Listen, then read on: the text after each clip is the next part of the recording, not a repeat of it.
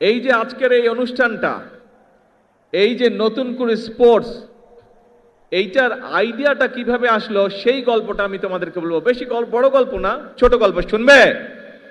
কে কে শুনবে? হাত তোলো তো, কে কে শুনবে?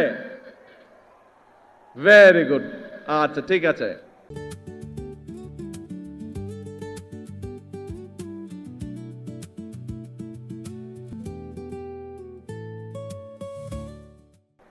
এইটা প্রায় 4-4.5 বছর আগের কথা।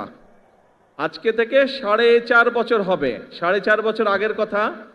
আজকের যে এই যে আমাদের স্পোর্টস মিনিস্টার আমিনুল, এই আমিনুল গিয়েছিল লন্ডনে আমার সাথে দেখা করতে। তখন আমি লন্ডনে থাকতাম।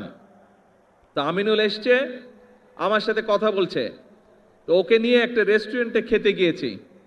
আমি গিয়েছি, আমার সাথে তোমাদের আন্টি গিয়েছেন, আমিনুল গিয়েছে, আর এখানে কয়সার বসে আছে। খুব সম্ভব কয়সারও আমার সাথে ছিল। আচ্ছা, তো এখন আমরা গল্প করছি, কথা বলছি বাংলাদেশের বিভিন্ন বিষয় নিয়ে।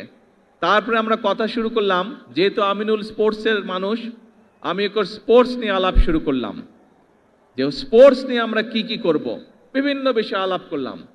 আলাপ করতে করতে এক পর্যায়ে আমরা খাবার টেবিলে বসে ঠিক করলাম যে আমরা নতুন করে স্পোর্টস চালু করব বাংলাদেশে।